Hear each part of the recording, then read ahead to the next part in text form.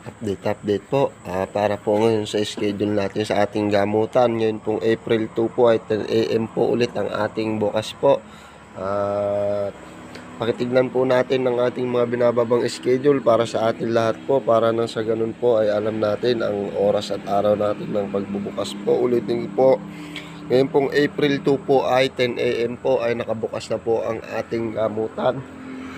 At konting oras na lang po ay matatapos na ang ating duty na maghapon magdamag, at papahinga lang po tayo ng konting oras.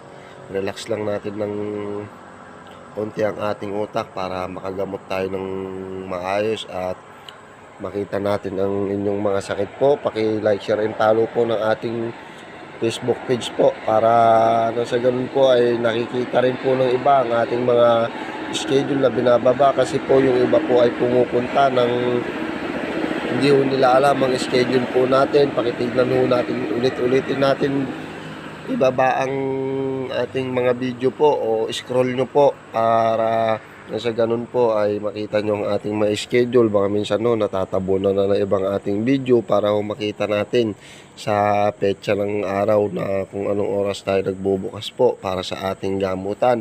God bless po sa atin lahat at isang mapagpalang araw sa atin lahat.